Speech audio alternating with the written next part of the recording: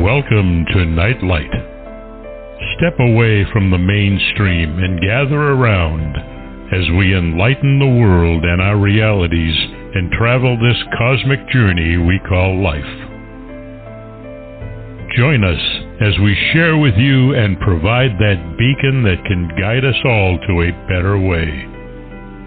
Explore with us as we examine a metaphysical montage of spiritual insights, covering everything from the mundane to the magical, UFOs to unicorns, and everything in between. This is a time of awakening, of sharing and evolving, of spreading our wings and soaring on the cosmic breath of creation.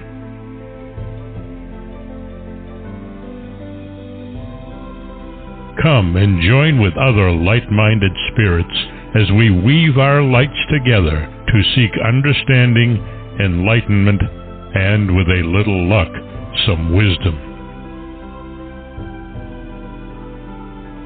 This is Nightlight, a reminder that you are never alone.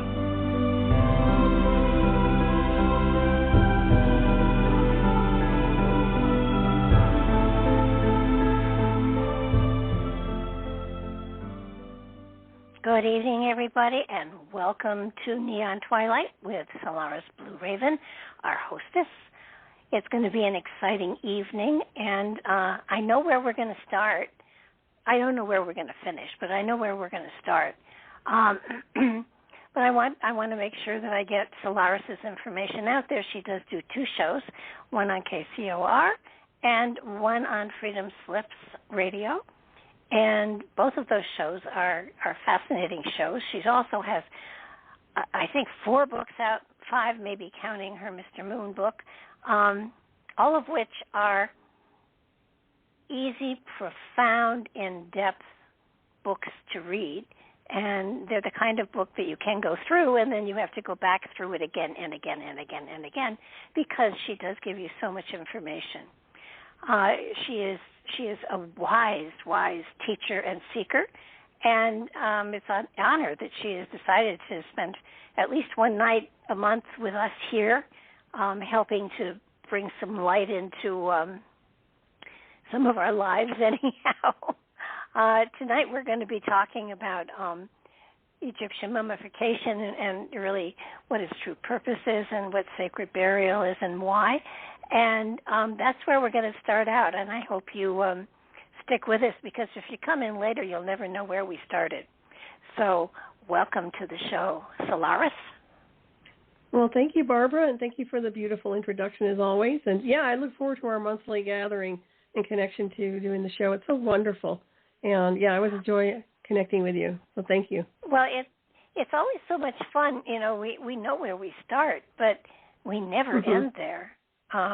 We've had a couple of shows where we almost got all the way through, but for some reason or other we got slightly distracted and went off in another direction. That explains why we're on this planet, right? Well, it does, and That's it's interesting. well, it's kind of Did you ever watch the movie Up? It's a cartoon. Yes. And the dog it was there, so cute. Yes, I did.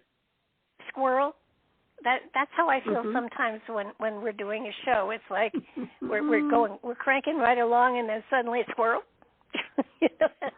Lord knows what the squirrel is, but we're off in another direction. Yep. And it doesn't. Very it true. doesn't. Well, that's okay. But well, I think that's important, because that means that both of us are certainly very open to going where spirit directs us, instead of gritting our teeth and saying, nope, we're talking about this and we're not going anywhere else. Right, exactly. So, we're nebulous, I think. I would say that. I like that. Yeah, I think we're very in the flow, so to speak, and so long as it's not a squirrel, we're fine. But that's right. Well, I don't know. If you suddenly said to me, guess what, they found a treasure on Oak Island, I would be off onto Googling what the heck it was. So Yeah, oh, for sure. 10 years. Speaking of which, I guess I'll have to look later. No, I was kidding. I have followed that show for 10 years, and I just know, absolutely if I quit following it, they'll find something. Wow. So, well, you put it out there now, so we'll hear from it probably in about a week or so, right? No, if I stop watching, then that's when they'll find something. So, okay. And I can't stand not watching because I don't want to miss it if they really do find something.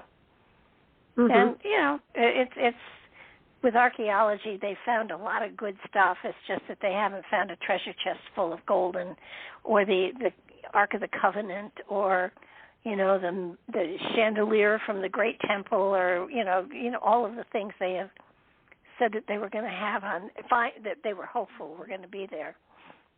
Well, that's what they're telling us about anyways. Well, it makes for great advertisement. Mm-hmm. But tonight, we're focusing on Egyptian mummification and its true purpose. And, it's such a long process. It takes about a month or so to actually mummify a body, or more than that. Mm-hmm. I believe so. What's interesting about it to me was that the reason I want to do this topic is it's like, what was the obsession with immortality? First of all, we all know we're immortal beings and energy beings and spirit, soul, consciousness. But to them, the body was very significant insofar as protecting or mummifying it to such a degree that it would be, I guess it seems like it would be accessible for the afterlife, which to me doesn't make a whole lot of sense. And I guess I'd like your feedback on that, because if you want to preserve the body like that and you're in another realm of consciousness, I mean, what would you want with your physical matrix here? Well, I do believe that the philosophy was that the tubes that went out to the outside were where the spirit could go and then come back, so that they knew that there was a spirit in the body, and they did preserve. I found it fascinating that they preserved organs, but they didn't preserve the brain. Right. Yeah, that stood out with me too. Yeah. It's kind of like, you need a heart and a liver and stuff like that, but without the brain, how do you animate? And of course, I guess they're figuring that if you're immortal and that you don't need the brain anymore because your spirit is then in total control and there's no consciousness to debate it. Right. I guess. Exactly. Well, and also the idea behind it. Oh, go ahead. And they put the little statues in there to serve, and let's face it, those little statues couldn't lift a tray. So were the little statues supposed to suddenly pop into full-size people to serve the pharaoh when he was animated again? Yeah, it almost sounds like a ritual, and of course the energetic signature would probably go into the field, the ether, wherever they're navigating to. But what never made sense to me, even if that was to preserve the body for their spiritual afterlife with the mummification, the physical body is there and it's mummified, and honestly, do you really want to revisit your corpse, I guess is the question. And I found that to be kind of backwards for so-called advanced civilization. I understand the mystery school consciousness aspect, but to me it seems like it doesn't make a lot of sense why you'd want to do that with a vessel that literally will never be reanimated unless it becomes a zombie of some kind. Or maybe there's a regeneration aspect to it that we don't know about, where they could actually regenerate the entire matrix of the body itself to a point where it's just like it is, before it died. Well, theoretically, it crossed the river Styx or whatever goes for the river Styx in Egypt, and so it went to wherever spirits go. Then why would the spirit want to come back? And why would they put food in the tomb if it's immortal and dead and it doesn't need food? Right, I agree. Unless that's to appease I don't want to say entities, but maybe some spirits around that are there, maybe the aspect of maybe the causal body or something, that's some aspect of the body that's still lingering to maybe appease it so that it can navigate and move on. Or maybe to feed the people they seal in the tomb to serve the king, until they die. I mean, But no, it doesn't make sense to me either. And are such rituals connected to it that in all of the history of the Egyptian gods that I'm aware of, and it doesn't mean I'm aware of everything, but the ones that I am, none of their gods were ever mummified. None of their gods ever died, really. Well, they died, but then they came back and they were full. They were healthy and they were functional, and they were restored to their physicality. But when you take pieces of the body out, what's the point of reanimating it when you have all the Coptic jars there with all the vital organs in them? They're all wrapped up like crazy, and they've been stuffed with salt to absorb all the moisture out of the body. So, I mean, who would want? I mean, of course, I guess they never saw what a mummy looked like after about 100 years. So, to be reanimated that way, to me, would not be. I wouldn't be desirous of coming back to something that was, that dried and brown and worn out and empty. Right. Exactly. No, I see it like that too. Even cryogenics would be better than that. I mean, there's a potential to resurrect to some degree if you have advanced technologies, but it doesn't make sense. Yeah, I kind of reminds me of the movie The Mummy, where he gets reconstituted, but it's always like a zombification of what they were. And I think it was like 70 days or something like that. So it does take a while when they're doing the mummification, if I'm not mistaken.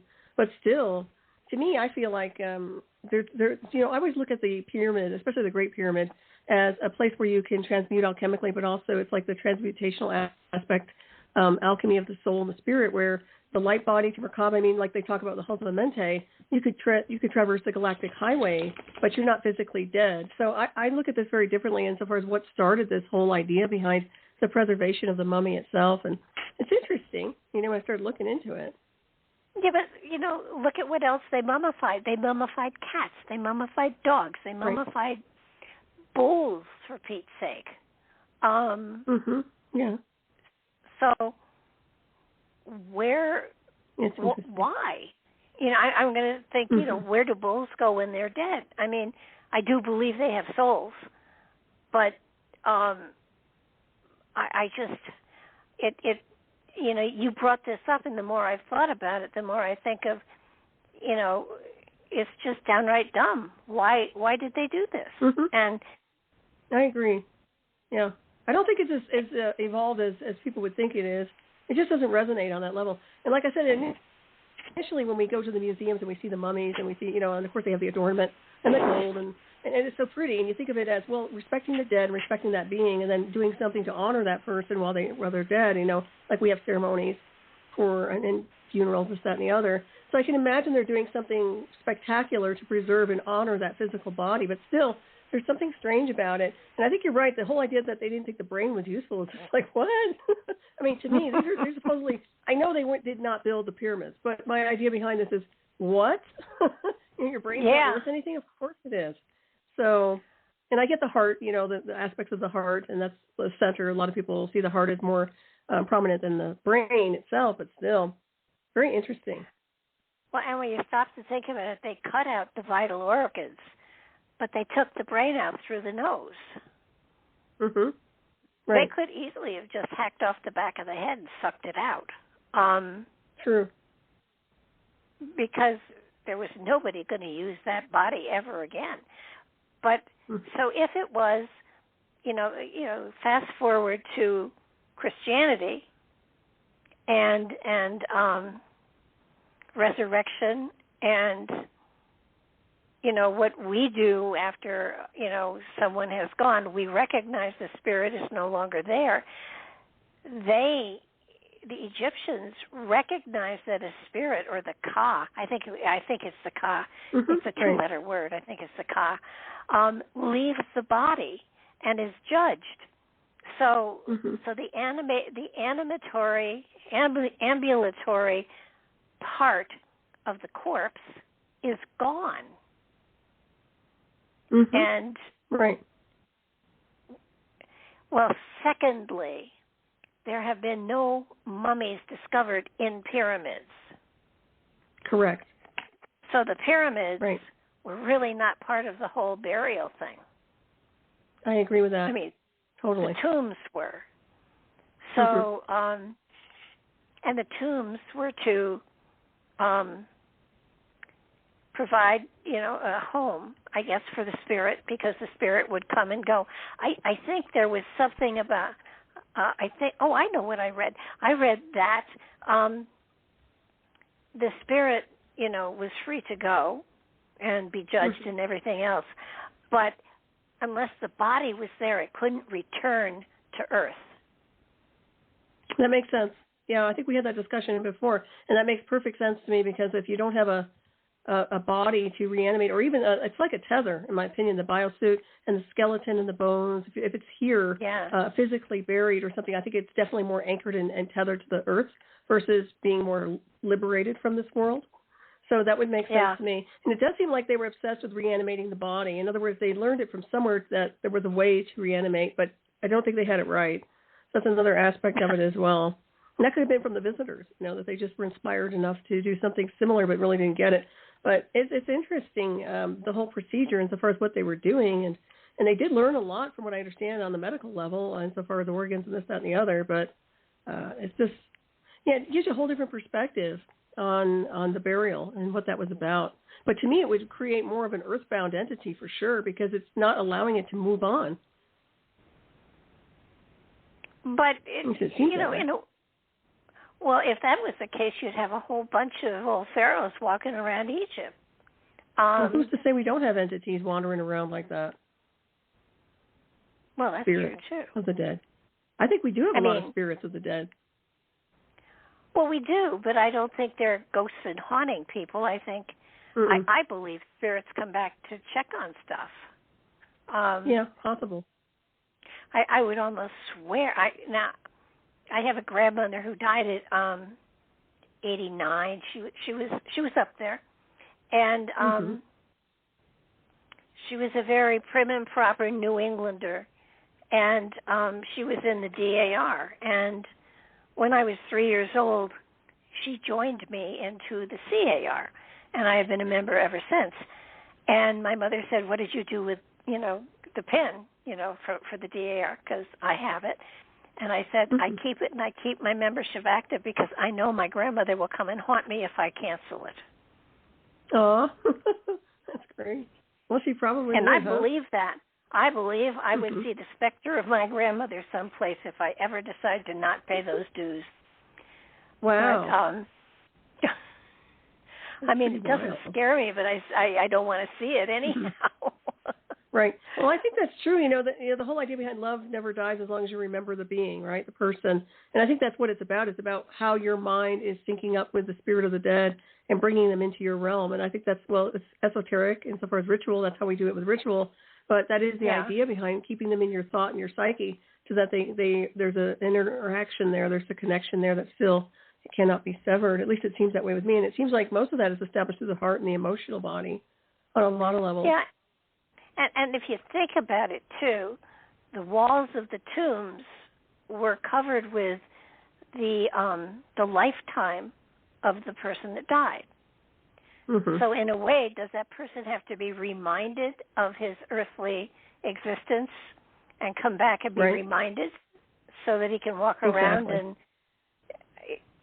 that may well be the purpose of that. Highly possible.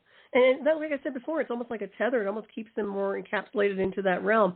And the idea behind them being in a place where it's more buried, like a place where they're, to me, I don't know, I'm a free spirit, so I don't like that aspect of just being put away somewhere in a room that's really dark, even if there's a lot of pictures and this, that, and the other. I don't know, just something about it doesn't resonate. But that's just me on a spirit level. But for me, I'm just like, move on and just be part of that cosmic ocean versus linger around and watch there is a review, in my opinion. I think there is a review people go through, just like a reflection of where they've been on the timeline, but then they move on, and there's no persecution and judgment. Although when it comes to the Egyptian belief systems, it seems like they were more convinced that there was, you did have to weigh the soul to some degree and the actions of the soul. And, if you didn't make it out, then I guess earthbound or reincarnated to some degree. No, I think you were sent to their equivalent of hell, I think. Right. Well, exactly, the abyssal. Wouldn't that be Earth? No, I'm just kidding. Yeah. But yeah, I mean, it's interesting, but it's all based on your belief system. So once again, it's given to you according to your beliefs. And if the person who transferred out didn't believe in any of that, then I imagine they would break that paradigm up. But it's just like, this is what I mean by the encapsulation of a thought form and how powerful it can be for when you're navigating even after you die. That's why I think people should be very clear on what they're doing while they're here and also when they leave. Like mausoleums, this is another thing. Oh, go ahead. Oh, yeah, mausoleums there's a place in New York where it's the most beautiful park ever, and it's where Woolworth is buried, where Marge and Gower Champion are buried, where and some of the mausoleums they're churches. They're huge. Mhm. Now I don't see a point to that. I mean, stained glass windows and the whole thing. Wow, are they? And this is another thing I never really understood. Well, go ahead. No, to me, it's like, why spend money like that when no one's going to enjoy it? Exactly. Well, another thing is, would you like to be buried with a bunch of strangers? Because I sort of think about things in the cemetery. I know this is a strange thought, right? But think about it. Everybody's like, oh, it's so peaceful in the cemetery. But really, you're buried with a bunch of strangers unless you're in the Masonic area or someplace that's designated, right? And to me, it just seems kind of weird. I don't know. It just seems kind of odd that you're just put in the ground with a bunch of people you don't even know, and everybody's, I don't know. There's a strangeness to the whole process of burial and what they do. To me, well, see, it just seems weird. I think cemeteries are the best place in the world to have a picnic because there's no spirits there. No spirit is going to just hang around by their grave. They're going to go find what the living are doing.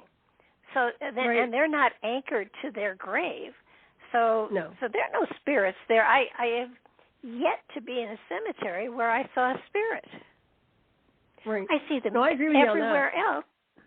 I see them everywhere else, but they're not in cemeteries. So, it is peaceful and park-like to if it's a nice cemetery, and I always kind of, if I'm going to do a picnic or whatever, I put it close to an old grave so I can say, oh, this is my great-great-grandma. I've come to pay my respects, and not knowing who the heck it is, but just in case somebody comes up and says, what are you doing? I'm visiting Grandma. Well, a lot of people have picnics on, they celebrate their ancestors. Well, I know they do it like with the Day of the Dead, but the idea behind celebrating your ancestors and having a picnic but it's more for them, for having emotional connection versus the being that's, supposedly preserved underground. I mean, like you said, there's nobody there. I mean, there's a resonance, and in my opinion, the bones themselves are resonators for communication, just like the ancient skulls. We talked about crystal skulls before, but to me, that is a connection to a different realm of the supernatural, where we can access our ancestors or something more. So the bones themselves, in my opinion, do have that frequency and resonance to be able to communicate as a medium, almost. That's just my take on it. Well, they do, but isn't the spirit just as easy to connect to? For us, it is, yeah. But some people don't look at it like that. I mean, yeah, I agree. I need a thread usually to get to somebody. Someone asked me could I tune into, I forget who it was, somebody really famous. And I said, no, I don't have a thread to that person. And it's sort of like my friend Jeannie, I can connect to her father or her grandmother because I have the thread through her and her family to get to the energy of that spirit. But I have no thread to get through to Abraham Lincoln. No connection, no relation. To dial in. Right, you don't have to know him, but you could get into the energetic, I'm sure. Yeah, but I'm looking for an excuse that? Sometimes not to be able to get into people. No, I don't blame you. And anyways, what do you want to do with that anymore? Because that's an old timeline. I mean, that's already, most of the time, a lot of that gets transmuted alchemically. Although the more people fixate on the past, the more they manifest it.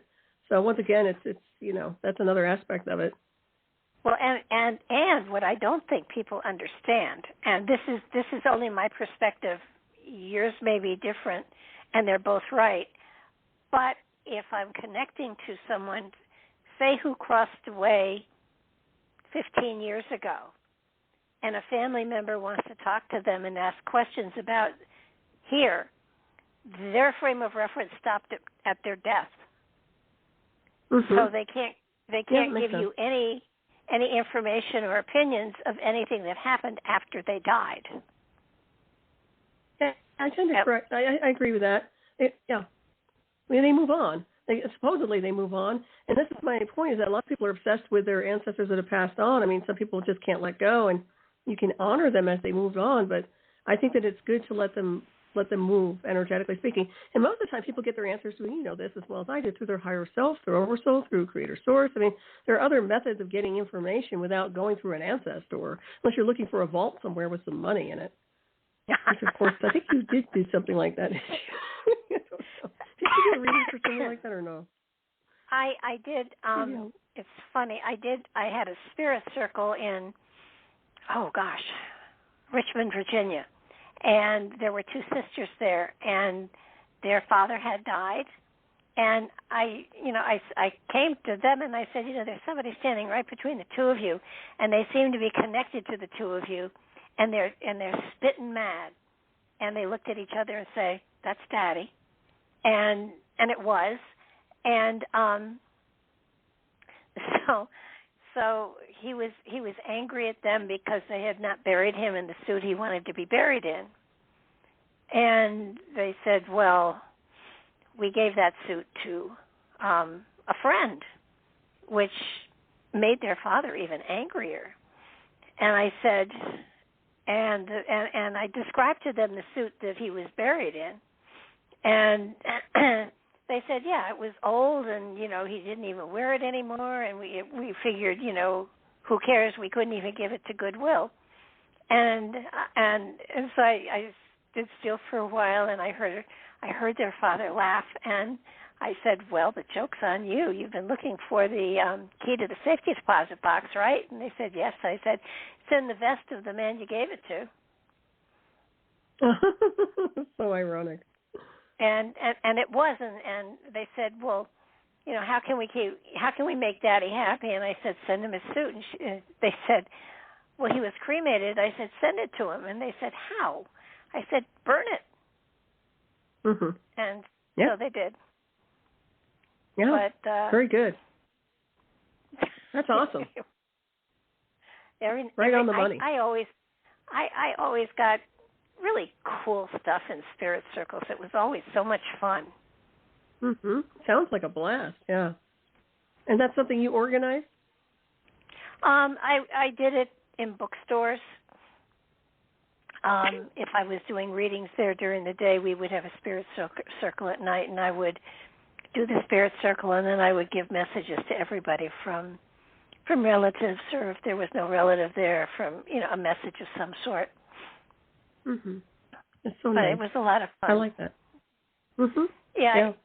Cool. It was definitely one of the fun things I did. I used to do meditations and then give everybody a message, and the store owner said once, after I'd been there for 5 years or something like that, and she said, "Do you do anything else?" And I said, "Well, I do spirit circles, but I can't imagine anybody would want to see one of those." And they asked, and I described it.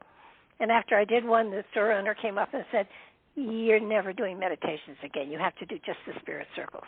So. Oh, nice. Very good. Yeah, they were fun. Wonderful. Yeah, it sounds great. Now, of course, people probably needed that too.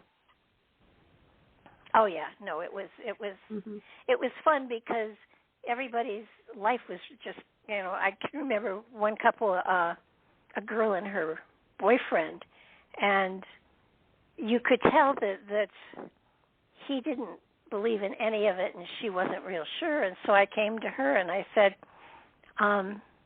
"Your father's here." And, they looked at each other like, "Yeah, right." And I said to her, "He's really upset that you didn't keep swimming." And the boyfriend looked at her and said, "What about swimming? You don't swim." And she said, Well, yeah, kind of. I did kind of. And he said, what do you mean kind of? She said, well, I tried out for the Olympics. Oh, geez. There you go. Yep, right on. Yeah, Wonderful. they're fun. But you know. And accurate. Oh, yeah. Yeah, no, Mm-hmm. I always had a lot of fun with that. And, you know, Mm-hmm. things would happen, like all the wind chimes in the store would suddenly go off, and, you know, it was, you know, there was spiritual energy there. Confirmation. Of course. Right. Yeah. Of course cool stuff That's so happens. nice. You know, that's like the good old days, too. I don't know if that can be, I mean, obviously you can conjure that up anywhere, but nowadays it's so different. You know, I remember the old days in the magical bookstores that were just so unique, and that's before we had all the internet stuff going on. You have flyers, you know, and yeah, it just changes the whole dynamic. It's very, very interesting. But yeah, that's so neat. Yeah, the good old days were good old days. They were a lot of fun. And, they were, yeah. Although I Magic don't is think always I would fun. want to. Sure, it's fun. You know, I don't think I would want to go back to reading in bookstores again or anything like that. No. But, I paid my dues there too.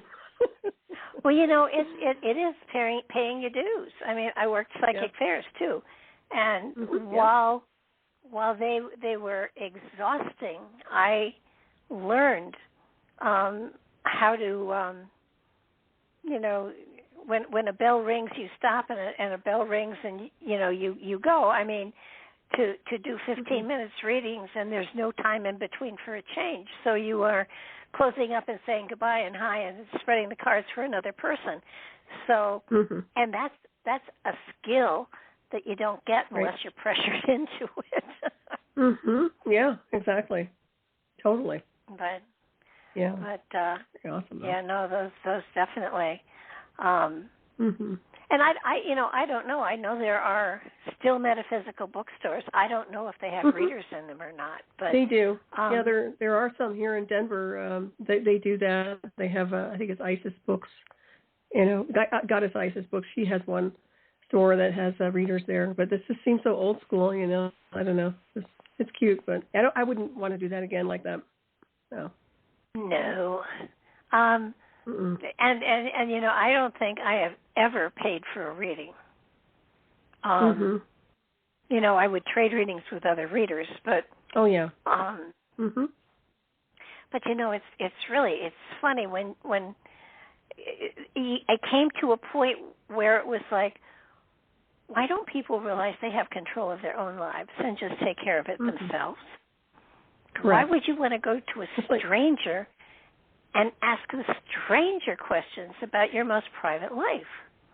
Well, look at therapists. It's the same thing. I mean, you have people who, you know, whatever you want to call them, therapists that they go to for information. But, yeah, sometimes they trust spirit, you know, readers more than they do the therapist. Therapist is more psychological, and the spirit readers are usually more spiritual. Not all of them, but I guess that's why. But even readers can only read from their own level of perspective. And how do you tell where a reader is, you know, spiritually? I mean, that's a hard one. I agree. I think they're desperate, too. I remember back in the day, people would come in frantic. I mean, they would come in so disoriented and really just flipped out about, I don't know what, you know, not even important stuff. But I think a lot of it has to do with just teaching them how to meditate, how to tune into their higher selves. And, you know, a lot of that is now what we, you know, beings like us teach. And I think that they're getting it now, especially on the internet. There's no excuse not to be able to find information if you're really willing to look for it, books and whatever else is out there, you know. Oh, yeah. No, I had one lady who called me once, and she was panicked. She was crying. And she said, I found your name. I saw you on the internet. I looked you up. You feel like you're really honest and sincere. And I said, well, I should hope so, but what's wrong? And she said, you have to help me, please. I'm desperate. And I said, well, I'll try, but, you know, what's the problem? And I hope you're sitting down, and anybody who's listening. She said, I tore my aura, and the psychic I usually go to fix it is out of town. And I said, you tore your aura. How does she fix it? Well, she sews it back together. And I said, and is that expensive? And she said, no, it's only $500 to sew it back together. Wow. And I said, well, I don't sew auras, but I do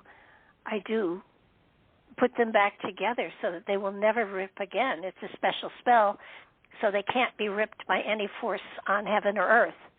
And she said, is that more money? And I said, no. And she said, can you do that for me? And I said, I'll do it for you if you'll promise me something. And she said, anything. I said, you'll never go back to the lady who said she could sew your aura together.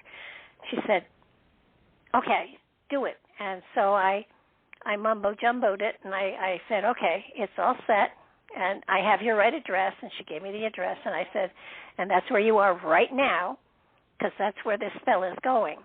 But it's going in the ether. And she said, okay. And I said, now close your eyes and take a deep breath. And she did. And I said, okay, it's there. She said, I felt it. And she said, I said, well, that's good. I said, I just want you to know there's a lifetime guarantee. It will never, ever tear again. It cannot be destroyed. She said, really? I said, absolutely. And she said, how much? And I said, pay it forward. Whatever it was worth to you, pay it forward to any one of the charities that you like. But if you don't pay it forward, it'll dissolve. And I got a really nasty story. I got a really nasty. I got a nasty letter from the one who sewed her aura. I never even heard of that before. I mean, I understand repairing the field, but sewing? It's a great con. It's a great con. Well, remember the old days? They still had this. I mean, there are some charlatans out there. Remember the ones that would actually tell you to leave so much money in a cemetery for their ancestors or something? I don't know if that's real or not, but I remember hearing stories about all that. Do you remember that or not? It's very real. I have a surrogate daughter who's a single practitioner.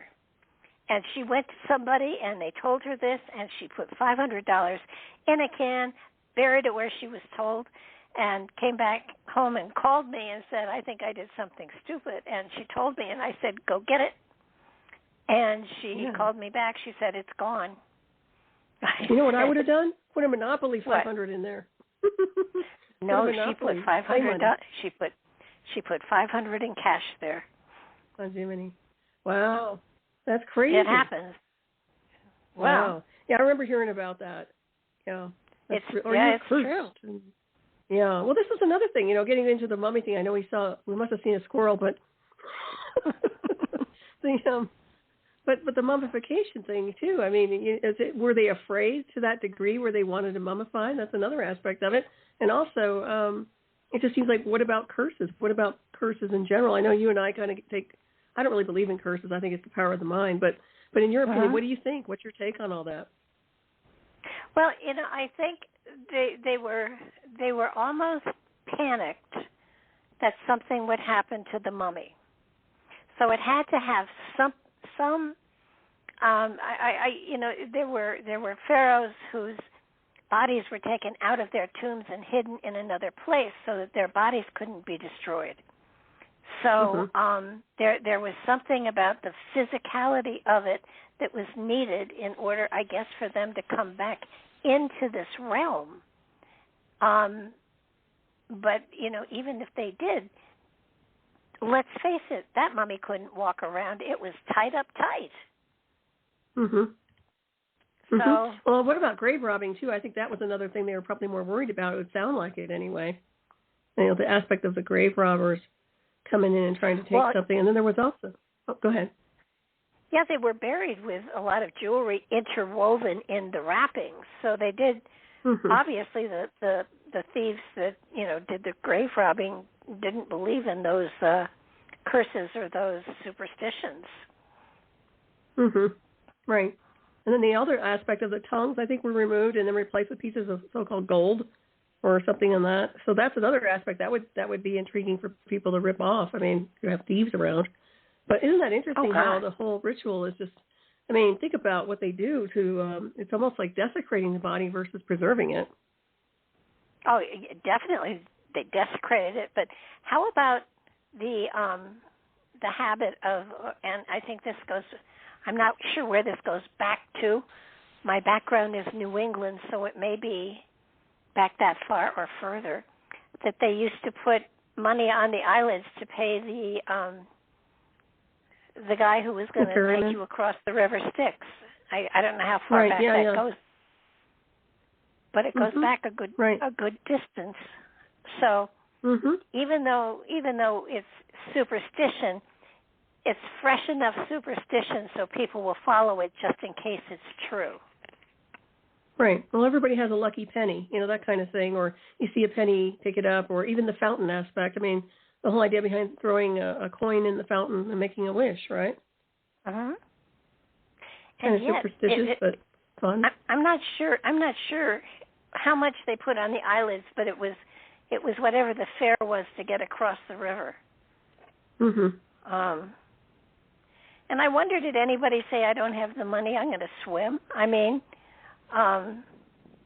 again, really. Stories that I'm saving the money myself and I'll just swim for it. But, the stories and everything, I wonder if they're real stories or they're just myths that have been made up. I agree. Or even when somebody's in an altered state of consciousness, whether it's through some kind of a drug or hallucinogen, or just basically they're just in another universe. But, highly possible. And then, like I said, and with all the spiritual work beings like us, to me, it just feels like energy and consciousness. There's none of this drama that people think is like the persecution and this and that. And to me, it just feels like navigation. You just go and you just navigate, and it's a smooth sail. But that's just the way I look at things, energetically speaking. But I think the more people fixate on this ritual aspect of it, and I come from backgrounds where we did ritual, but it wasn't like we were doing it in a weird belief system way. We were doing it more theatrical. But I can say I find it to be just energy and consciousness in the end, and that a lot of this stuff isn't really necessary unless it's just something that the people that are doing it need to do to release something in themselves. Yeah, I've had a lot.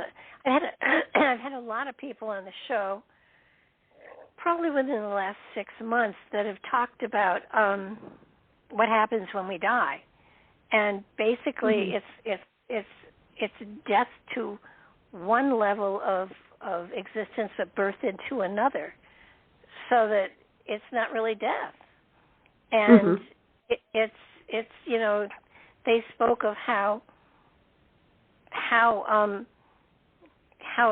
as humans we are living in a three-dimensional world that is really a holographic projection of a two-dimensional world where our soul really is, and that we have 1 foot in 2 dimensions and 1 foot in 3 dimensions, and that at death we go back into the 2-dimensional realm. Well, I guess that depends on where you come from. I see it more that we're multidimensional, so I don't see it as 2 dimensions at all. But that's just, I guess it just depends on perspective. But it does make sense in the sense of you're transmuting alchemically and you're moving to the next level depending on your vibratory rate and your state of consciousness and what kind of work you've done. And it doesn't mean you're hardcore, spiritualist, but just the idea behind understanding the cosmos and your relationship as a co-creator. I think, to me, that's how that resonates, but I can't speak for everybody. But, and this is another thing, we've talked about this before. Well, go ahead. No, go ahead. No, I was just going to say, the idea behind death is really, in my opinion, a very bad program, because I believe we're immortal beings, and if we were in the right space-time configuration, we'd be living over not necessarily 3,000 years, but at least 1,000 years old. So the idea behind having to die and this whole aspect of decay and dying and the ceremony behind it, in my opinion, I think it's opposite of what the cosmos is really about. I think it's more about infinite energy and immortality on a very high level. And depending on the frequencies, we wouldn't have to do that. I agree, and the reality here is that our body is just traveling in an avatar. We don't need the avatar. Right. We've become very accustomed to it, but it really is not us. And so it's sort of like you step out of a vibration that in many ways restricts you into a greater vibration where you are not restricted and you're able to breathe again and move into new levels of awareness. And kind of shake it off and get uncramped, because in the etheric realm we have no form or shape, which I love. No spirit looks at another spirit and says, "Have you put on a few pounds there?" A lot of plasma there. What happened to your plasma? Really, but, but it's kind of like we are in many ways imprisoned by our egos and this avatar that we've got that we're walking around in. And I think one programming. And I think one of the things with all the writing I'm doing, it's kind of like our ego and the spirit within often have a wrestling match. Now the spirit always wins, but the ego tries to control this reality, and it can't, because that restricts our growth. So so it's kind of an interesting concept that they have these huge edifices for dead people, and there are people that are homeless and living in the desert. That doesn't make sense to me. Right. Yeah. Well, I agree. Well, nowadays they have the other aspect of there's none of this going on. Well, actually, you can get, in my opinion, if I'm not mistaken, I think they do mummification for like $67,000. Is that what I read about? But that's I don't know if anybody want to be mummified, but it is still being done by eccentrics, probably people who want that sort of thing. Part of me thought, well, it'd be cool to be shot into space, but I'm just kind of strange like that. But yeah, I don't know. It's very interesting, that whole idea behind the process itself. And I agree with you, though. People transfer out every day. Animals transfer out every day, and the energy and consciousness moves on, supposedly, unless they're earthbound to some degree. What would cause someone to be earthbound? I would say it has to be entanglement, some hardcore issue where they've been entangled and tethered here. I mean, when you stop to think, the soul, the spirit is eternal, and that is released at the moment of death. So why would it be earthbound? It would seem to me it would just zip right off. It should. Well, that's a good point you make, unless there's some aspect, like maybe an after image that just lingers, and maybe it's not earthbound at all, but just didn't catch up, or maybe it was disconnected from the other aspect of the spirit soul, so that there's like a split. Maybe one aspect remained and the other part went on. I'm just theorizing. Anything can happen. I have heard about earthbound spirits before. Well, yeah, I have too, and I just can't figure out what binds them when, first of all, the body is clay. It's just an avatar, so the body dissipates eventually. So what would hold the spirit? Maybe the will to be part of a family again, or the will to be connected to a loved one, obsession, insanity, psychological damaging. I don't know. I'm just speculating, but it could be a lot of things. You've heard about spiritual hauntings where one always hovers around the other one. So who knows? I mean, I think that could be a possibility. But for me, I think break orbit. Just break orbit. Don't linger. Keep navigating and ascending. But that's just me. I'm out of here. Don't waste your rocket fuel lingering here and looking around on memory lane. Get out, go. That's my motto anyway, in a nice way. Yeah, it's my friend Jeannie's motto too. She says she's going home, and I keep saying to her, well, you just keep picturing it, and that's where you're going to go. It's kind of like those ruby slippers.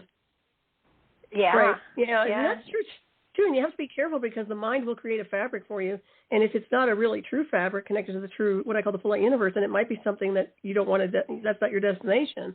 So to me, and that's why I like the aspect of being co-creator to source, we're navigating as partners. We're not, I'm always connected to creation, so I won't be, disoriented or go someplace I'm not supposed to go. At least that's why I look at it. I can't believe there's some place not to go. To me, it seems that a lot of the negative things that we've heard have been given to us to scare us into believing a different set of rules, and if you don't do this, you're damned to hell. Well, I don't believe there's hell.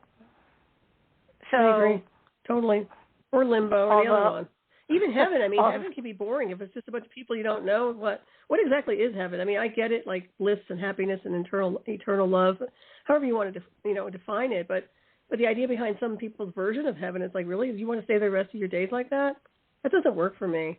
So I'm just beyond this. And I think that if any place I shouldn't have entered on, and I must say this, I know you don't resonate with it, but this world to me is just like it was an accident. I should have crashed. Well, I think a lot of people think heaven is a celestial rest home, and I don't. Mm-hmm. It's more or less it's a stopping over place where, okay, this is what you expected. Here it is. Now move on. And it's just it's like a way station. It's not the end trip. Yeah. Mm-hmm. I agree. So I totally agree with that. I know Patrick once again, had a how concept. many centuries? Oh, go ahead. Oh, geez. No, Patrick had a concept of where we went when we died, and I said to him, "It's really pretty, but it's very restricting and very, And he, after he finished telling me about it, he said, I better change that because it actually is." Right. Yeah. So, be open.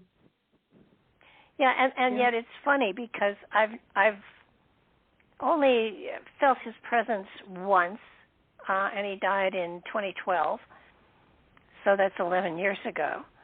Although there are moments, if I'm doing an interview or something like that and someone asks me a biblical question, I almost immediately have the answer, and I don't have the biblical training for it. So, he must be around there someplace just waiting for an opportunity to, have me say something that's intelligent. No, that totally makes sense.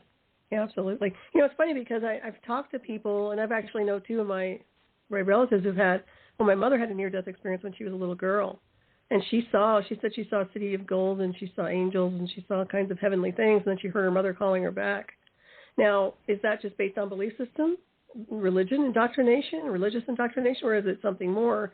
And then my other sister who had a near-death experience, she saw Jesus, or what she said she saw Jesus. Now, is that another thing where she is very spiritual like that? But is it just based on beliefs, or is it something more? So you have to look at it on those levels too. What's going on? Well, I think it's very real for them. Right. Yeah. I'm not sure. If it happened to me, that would be my perception of what I would see. You never know. I mean, you never know until you go through it, and then you can't come back and tell everybody, well, no, this is what I saw, but that was my experience. So, Isn't it interesting how they always tell you to come back too? And not to cut you off. I'm sorry, I didn't mean to do that. But the idea behind they always telling them to go, it's not your time. It's not your time. Well, what the hell did you have an accident for? Why were you in between realms anyway? I'm sorry, I could be a real grumpy kind of guardian if I was in between or watching over somebody, but think about that. It's always, it's not your time, but they're there and they want to stay in this blissful mode of heavenly consciousness or whatever it is, and then they've always got to go back. They've always got to come back. Well, they're being sent back with a message. I think almost everybody that I have spoken to that had a near-death experience has come back with a desire to serve, to be kinder to people, to contribute to society in a better way. I mean, very few people have come back and gone back to negative, unhealthy ways. They're all changed in some way, shape, or form. And it may not be a huge change, but they are changed. Yeah, it makes sense. And they're bringing part of that field back with them, too, and that probably changes the whole DNA and the state of consciousness. So, yeah, it makes sense. Definitely makes sense on that level. But that same experience is not the same as people who have been or who say they have experienced abductions either. Oh, yeah, right. Yeah, that's more experimental. I mean, yeah, I don't think it's very positive. Or what's your take? No, I don't think it's very positive either. I think that I'm not sure I here's where I am today. I doubt it with a lot of things, and I would say I doubt it with probably 75% of the abduction people. I don't think they're lying. I think they believe what they're saying that happened. But I don't believe it. I do know there are military abductions. I do know the MyLabs are real. I do know the psychotronic interface is real. And it depends on the person. I think you can look at them and do an analysis on this. And I think there are a lot of mind games being played. And it's true. It is given to you according to your beliefs. And people can have delusions and this, that, and the other. But when you're interconnected with certain technology, it can create that. So I have to look at the person from person to person and do an analysis on each one. But, yeah, nowadays I think everybody and their mother is looking for a reason to be a contactee or an abductee. And I think that it's getting more cookie cutter. It's just kind of getting out of control where, I did that and I saw this and, copycat kind of things. So you do have to look at it with a little more scrutiny. But, I find it interesting.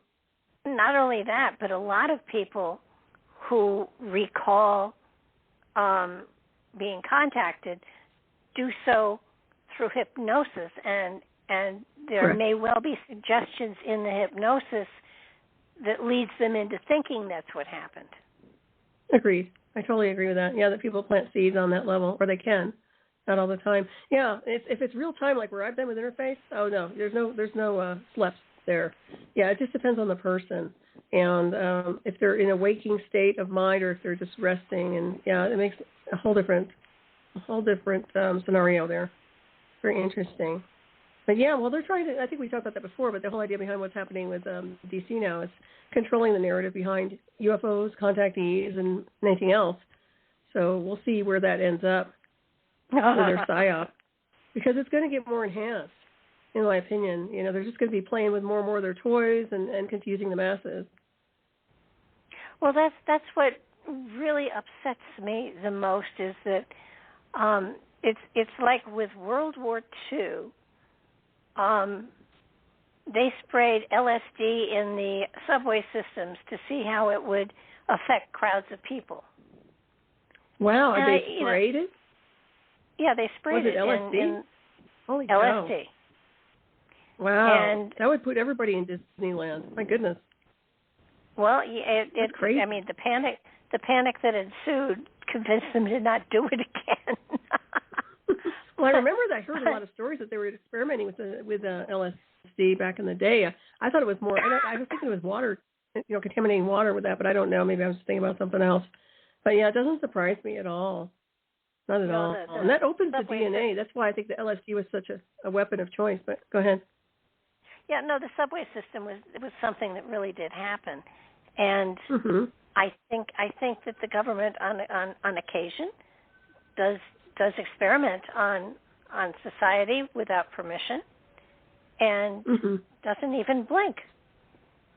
No, they don't care. It bothers me. Well, it should bother everybody, but what they don't know won't kill them. Well, actually, what they don't know will kill them. But most people have no clue. I mean, something like that, even something where the atmosphere is being contaminated or weaponized, is kind of above their heads. If you get hardcore wired into programs like where I've been with interconnection technology, that's like something that should be in another universe. I mean, and it's amazing, but people just don't get it. And I think that they would never be able to handle, a lot of people wouldn't be able to handle some of that stuff. But, they've been experimenting on people for a long time, and now we have a very interesting group of people in the military now who I guess think they're part of a breakaway.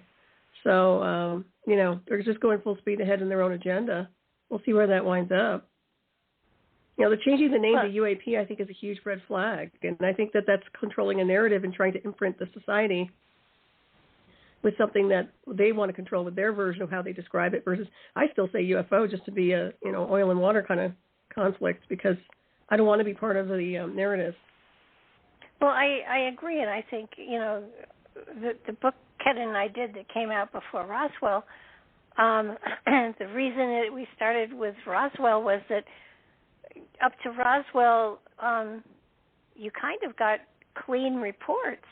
After that, there was the government trying to say, no, this didn't happen, and then the government was actually some of the UFOs, and it just got worse and worse and worse and worse. And now, you just don't know. Those objects that they shot down that were metallic, metal, octagon shapes. Haven't heard a thing about that.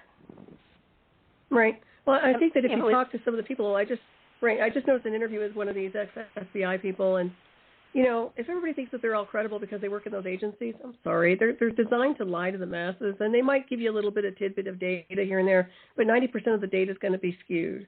So it's like, oh, this person's with the military, and they've got a clearance, and they're telling the truth. I'm like, are you kidding me? That's when you're going to get the disinformation and the scrambling of information. You think for 1 minute they're going to blow their cover and their clearance for you? It's not going to happen. So it's really interesting to see. And like I said, I take what they say with a grain of salt, especially after where I've been, and do my own analysis. And I think we have way more information on a cosmic scale than they would ever access, even with their clearances. So, but yeah, to me, it just seems like a psi war. It's just a light show in the skies. And this is what bothers me the most, Barbara. I track the weather patterns here, and we've talked about this probably, but we get snow every day now, every single day. We're in late March, almost April, and sure, I'm in the mountains, and sure, okay.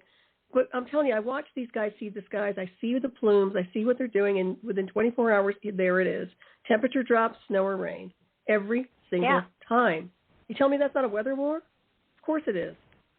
Oh, and the sun was out early this morning. It's like I don't even see the sun anymore. And my relationship to the sun is just like I love to be powered up by that light, and the energy. And it's just infuriating to me to not see a sunlight anymore. It's like you never see the skies anymore, the real skies. You can't see Twilight, and you can't see anything. It's all obscured. So you don't know half the traffic that's going on out there, most of which is probably Space Force at this point. Oh, yeah. Well, when I was 8-9 years old, we lived in Minnesota, and we saw the Northern Lights on a pretty regular basis. And now you can't. The skies are so are so full of crap, and it's so sad. I used to like to watch the stars. I can't find a place where there's a night sky, anymore that I can actually see the stars. Oh, yeah, I agree. Well, that's why I moved up here, was to get away from everything in the city. And it is beautiful at night, and you can see the stars. But now they put a flight path over the house, and now it's all planes. They completely went above and beyond to destroy the atmosphere up here. So, I'm not kidding you. It's like every 3 minutes a plane is coming by. And I've complained to the FAA so many times it's not even funny. But, yeah, it totally takes away the beauty, the energy, state of consciousness. Whatever you're looking at on a higher level of your divinity gets scrambled by crap. It's just disgusting. It really is. No, it does. It does make you wonder. I think, we used to look at pictures of the smog in China and Japan, and we don't realize that it's here. We are it makes sense here to wear a mask because there's stuff in the air. Forget viruses and stuff like that. There's other crap in the air that hopefully a mask would help to sort of filter out. I'm so allergic to the pollen that it's not funny. The last 3 days, the pollen has been 11 and 12 out of 12. Wow, and that's huge. It's kind of like I look outside and I start to sneeze. But it's been horrendous.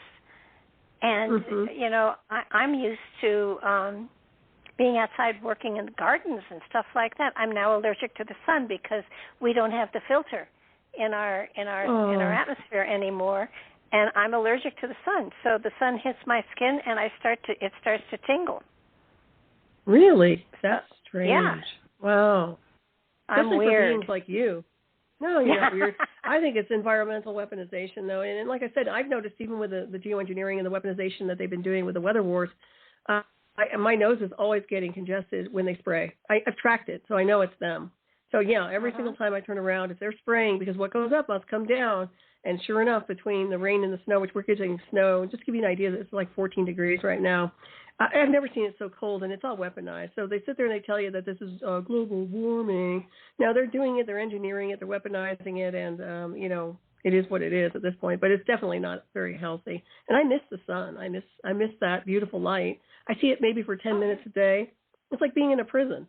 And all of a sudden it's gone.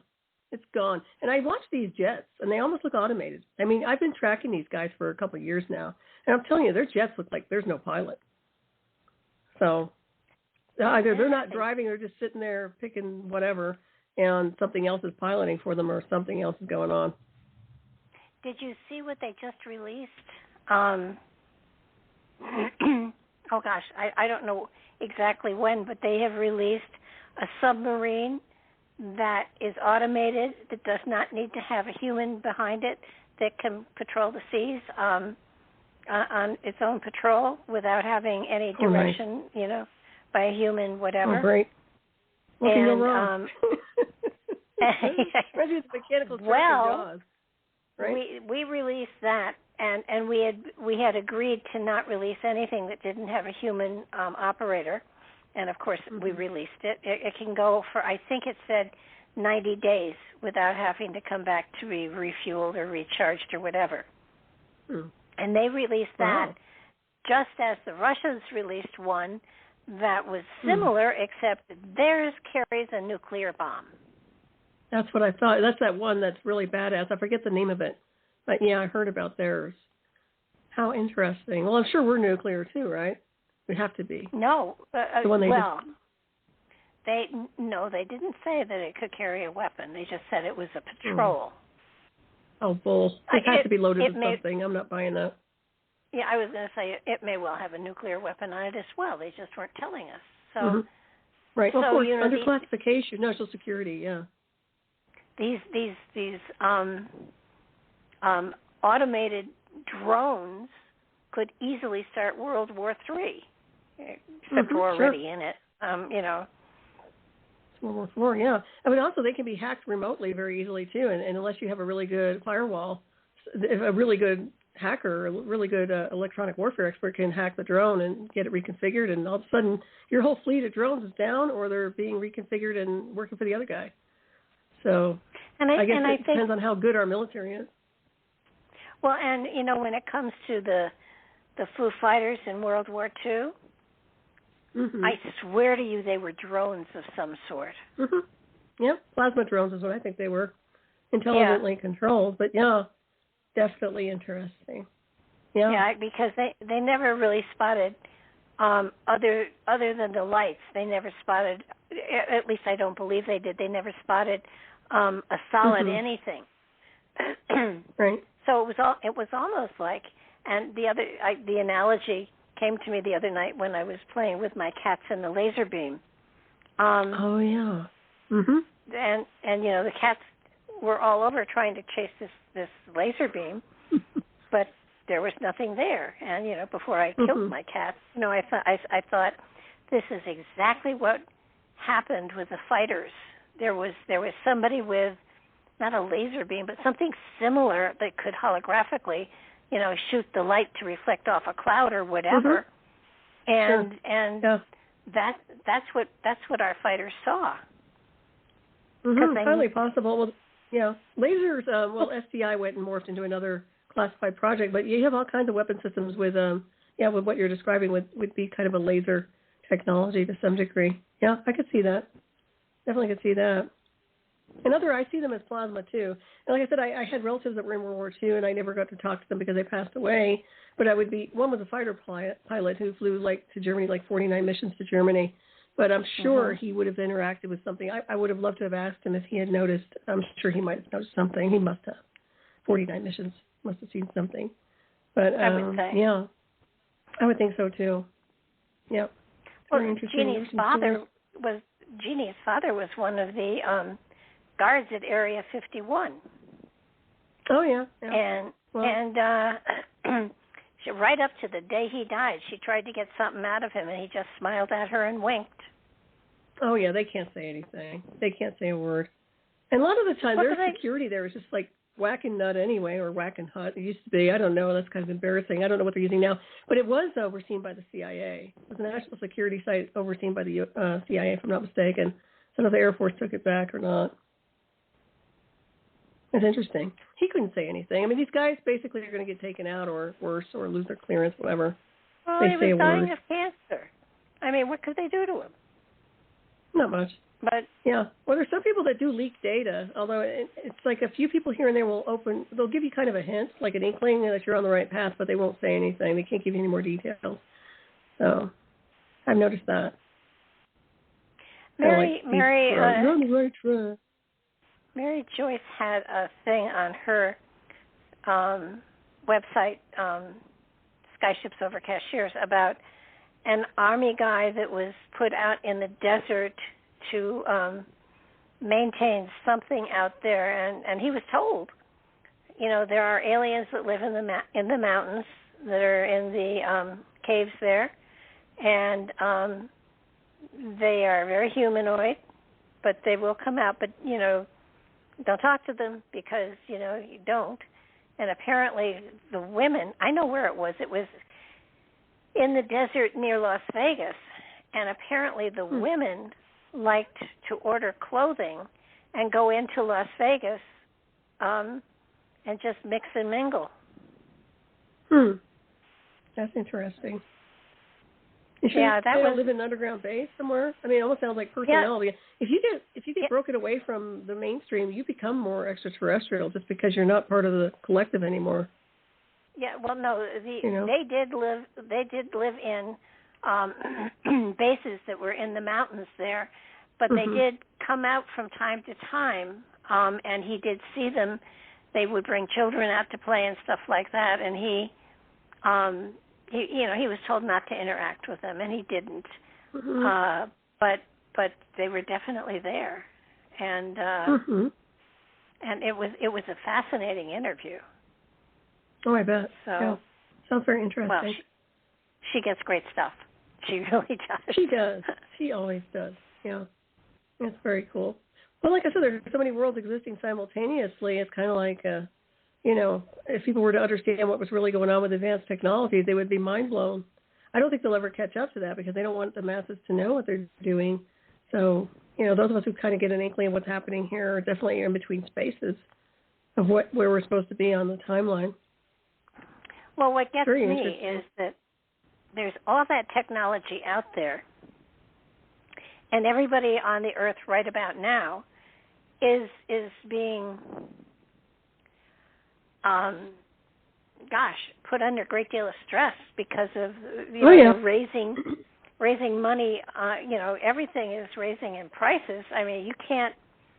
You almost can't survive, and yet they have the tools and the technology and everything that could make life so much easier for all of us.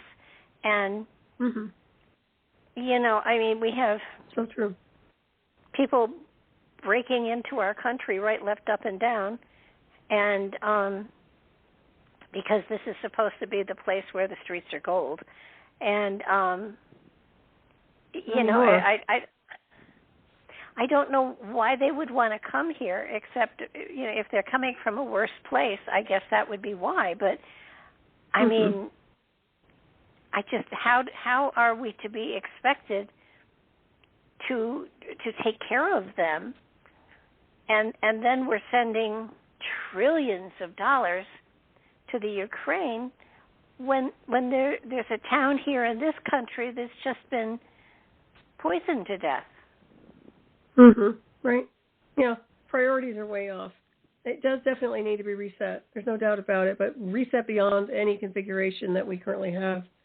So, I'd like to see the stuff in Antarctica released. I told you that before, beyond Antarctica and the jump points there. And I find that once we really take down the veil, the real veil that's been keeping a barrier between these two different areas from the, if you're going south, going to Antarctica and beyond, I find that that's a sequence to where we need to be doing. And so far as, if they want to do a mass extermination here, which is what it sounds like to me, they want to get rid of the people at the ground level, which means everybody here is a mass collective, just kind of get them eradicated and put them in a the most horrible position possible, and then eventually just consider them collateral damage while they play their war games with their advanced weapons systems. I think that's really what they're looking at. But for a lot of us, we don't belong here, and we're in the middle of the crossfire, so that's not acceptable. Something's got to give. No, I agree with you. I think that there is absolutely no. I mean, when you think of our founding fathers and taking care of the people here, and of course, then we went and we destroyed Indians, so that, we didn't do too well either. But there's something going on here that no one is paying attention to the normal people. And the normal people are the ones that are suffering the most, and the normal people are and then I forget the number, but there's a whole bunch of Chinese people who are now being brought into the country. Why? Yeah, it's really interesting, isn't it? They're all shaking hands over the table, apparently. Yeah, well, it's the whole idea. It's a free-for-all. They never wanted America to be independent. They want everybody to be one flavor of something, in my opinion. But I still think it's more about everyone's collateral damage at the linear scale, and then those who are part of the breakaways are going to go into a different space-time. I mean, that's just my perspective on it. I'm not planning on being part of this game board, though. No, I'm not either. But, I'm okay if the proletariat, all these people that the rules don't mean anything to, I'm fine with them if they want to go off planet. It's only a one-way ticket, though. I wouldn't give them enough gas to get back here. Well, I want to leave. I want to get off planet. That's my. I don't want them following me. Well, the thing is, no, I think these I guys, don't want to. The controllers. Yeah. Go ahead. Yeah, I don't want to be with them. Put me someplace that is quiet and peaceful. I mean, I don't know how. Right. I may have 25 years left or so, but when I look at what's going on in the country today, it's horrifying to me, and I just can't imagine. And it happened so fast. I mean, it did. It happened. Yeah, after the shutdown, I think it was expedited. Yeah. It just and yet people seem to think that the rules don't apply to them. And I'm not just talking about politicians and stuff. I live in my condominium complex has 14 units in it. And there's one lady in here that doesn't think that the rules apply to her. I mean, and to the extent that she hasn't paid her dues, her HOA dues, for 8 months. And wow, surprised they don't kick her out. Well, you'd think that would be easy, but it's not, because she owns the building, that she owns her condo. We own the outside of it, but we don't own the inside of it. And renting is not allowed, and she's been renting it for 2 years. We finally have a lawsuit going on against her, but I don't believe she has any intention of paying or moving or anything. Wow, and that's interesting. It's almost like the rules don't apply to her, and she has tons of LLCs all over the place, but she only claims to have earned $10,000 a year, so she gets food stamps and everything for her and her 7 children. But she makes more money and is worth more than. Yeah. That's insane. That's a litter. And she told. It's not even a. Go ahead. She didn't have children. She had a litter. I know. That's exactly a litter. Yep. Yeah. And she lies, and it does, and the rules don't apply to her. She has no. I finally got to the point where I said, I don't know why it took so long for this to sink into my head. Rules are fabulous if people are honest and they live by the rules. But if they're not honest, they don't live by them, and you can't make them. Mm-hmm. Right. That's the whole problem. There's corruption everywhere from A to Z. Doesn't matter what level, what political position, whether it's just regular Joe or somebody in D.C. It's all corrupted. Yeah. I mean, we've spent $15,000 in trying to get her to pay. Mm-hmm. Wow. Yeah, it's crazy. Well, the fact that they're on food stamps really bothers me. There are a lot of people that have taken advantage of that. And it's unbelievable. Yeah, let's just have them do it. They're whipping out $100 bills along with their food stamps. What's going on here? So I think they're cutting the corners. I stood behind a lady in the grocery store one day, mink coat, long fingernails, jewelry all over her hands, with enough food on the conveyor belt to feed me for half a year. Mm-hmm. And when the total came, she handed over food stamps. Unbelievable. Yeah, they're scammers, man. I'm telling you, they're good at it too. I mean, if you're going to do that, don't make such a radical difference between what you're claiming and what you are. I mean, right. At least look the part, right? I'm surprised she didn't have her chauffeur come in and get the food. No kidding. Well, that's true. There's a lot of people that cry poor are not poor at all. Yeah. They know how to scam. And then there are people that really deserve help, and they can't get it. Mm-hmm. Because they bring in $5 too much, so they can't have the Medicare and all of the stuff that they need. Mm-hmm. I know someone that is taking care of 2 elderly parents, and he can't get help. That's insane. That doesn't make any sense. Well, it's true. To be able to. Yeah, no, I mean, it's just amazing to me, though. It's just, the system is jacked up. It really is. And there are people who have, like I said, it's just like, it's so off balance, it's not even funny anymore. So, yeah, insurance is absolutely off the rails when it comes down to it. And some of this other stuff, you have to wait until you're how many years old before you get the good, I don't say it's good stuff, but I'm saying it's less expensive. But that should be a given for everybody at any age. I don't think that you should have to wait until you're 65 or whatever age it is to get, was it Medicare or something? So, yes. I think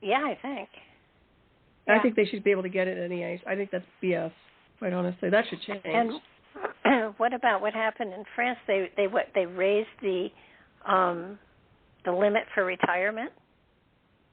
Oh, to 100? How old now?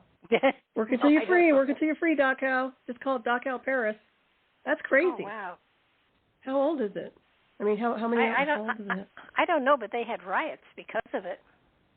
Well, can you imagine? I mean, you're getting older. I can see if you want to keep yourself busy. I get that. But some people are tired. They're worn out. They're getting older. They just want to retire, and they can't, right?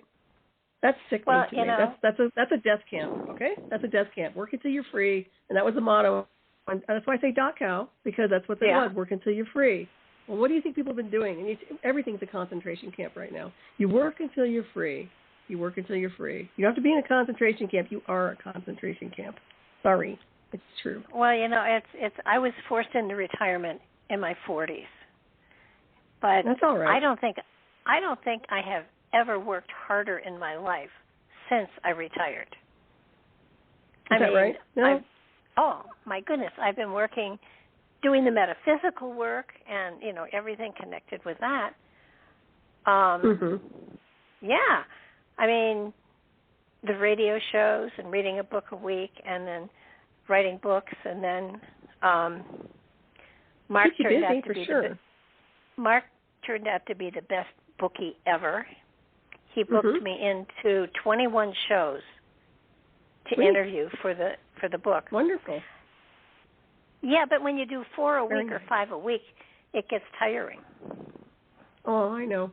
Yeah, but you know what? You're doing it independently, and I think that it beats working for other people.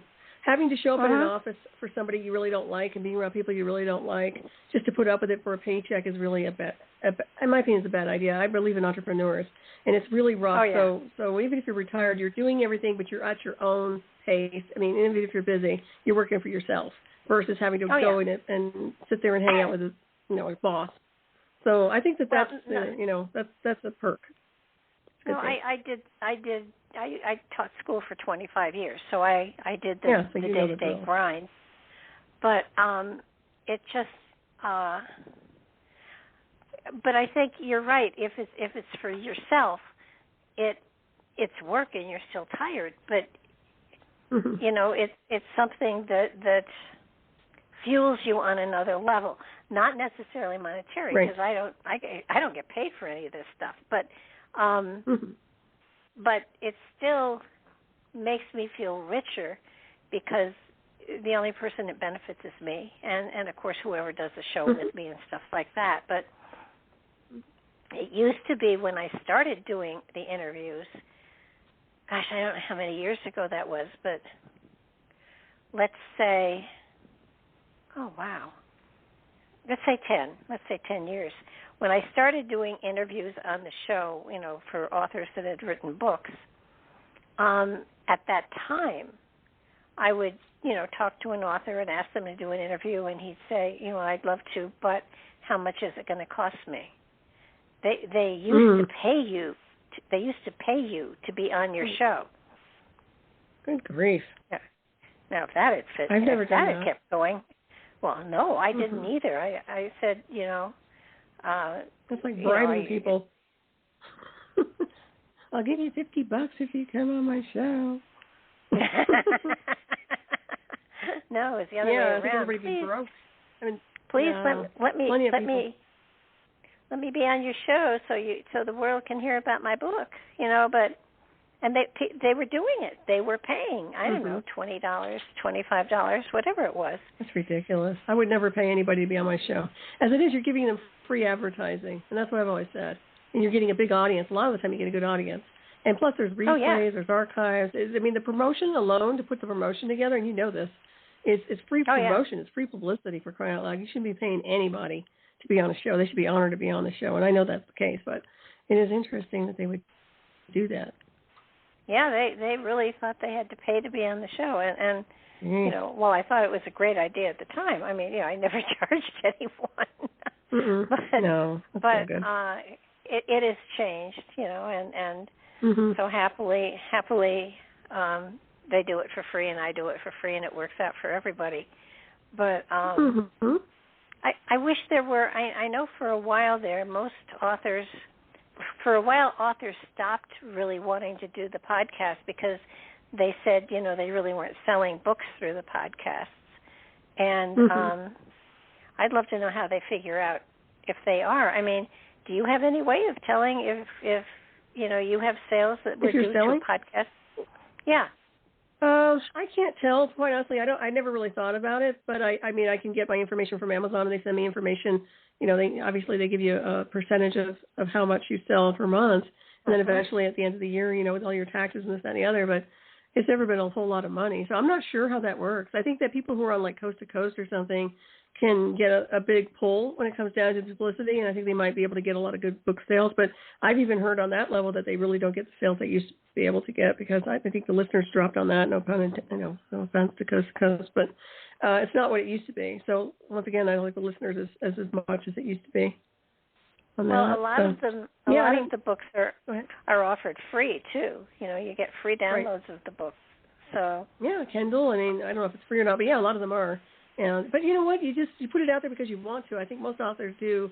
They put the information out because it's what they want to do. And if they make money at it, that's fabulous. But I would never, ever say you're going to make a lot of money unless you're like a Stephen King. I mean, honestly, if I had to survive off of what I made, I would never forget it, I knew a couple of people a while back that had written books, and they were going to get published, and they already had their plans for retiring on the royalties. And I sat there and I listened, and I said, you don't get rich on the royalties. You just don't.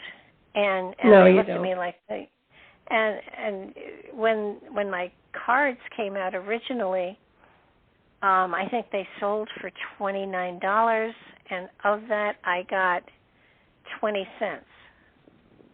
Oh, good grief. Wow. So you're almost better selling them in person, like signed copies or something, when it comes to books or anything else. But Yeah, but then you have to go and do the traveling, and you have to be in places. Go ahead. No. Now the cards will come out again, probably sometime this summer, and and I will be dealing directly with, because Ken has arranged for their republication. But I know Stephen King only gets, I think, 3 cents a book he sells, but he sells so many, and he writes so prolifically. Too. Yeah, Hollywood movies, and with that alone, once you get a screenplay going and you have it in Hollywood, I think they would make some money. Although Philip K. Dick got screwed over, from what I understand, so I don't think he made the money he was supposed to have made through a lot of his beautiful works, and according to his wife, Tessa. So I don't think he made the big money. So I think it's just really ebb and flow. Well, I really I didn't realize for quite a while that I was getting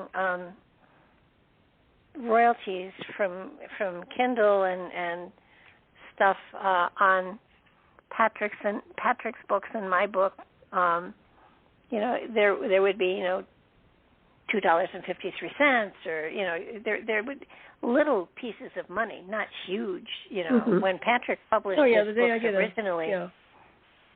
When his books came out originally, he got royalty checks for $5,000 or $6,000 a month. He was. Well, that's nice. That's excellent. Oh, that was way far in the past, because they were the only books out there on the topic. Yeah. I mean, I think your book, Roswell, that this one you just released, I think has potential to sell quite a bit. So I wouldn't underestimate that one in royalties. And your Oracle deck, and your deck that you're putting out. But Well, I put the cards out originally 31 years ago, and I told Kaplan, who owned U.S. Games, I said, these cards are a sleeper. It isn't time for them yet. And I think it's time. And he had me under contract to do a handbook for them. But I put something together, and he wanted so many changes in it that I just didn't do them. And so, the contract ran out after 20-some years. So, it didn't happen. And I'm doing the handbook now, and I have a publisher for them. So it will come out. We're going to hold the deck back until the book is ready to go out at the same time. That's great. So we'll see what happens then. It would be nice. I mean, I looked for the cards on Amazon, and they don't have them on Amazon. The only place I could find them was on ABE Books, and they wanted $200 for the deck. Holy cow, that's ridiculous. Wow. Yes. I'm glad I bought mine when I did.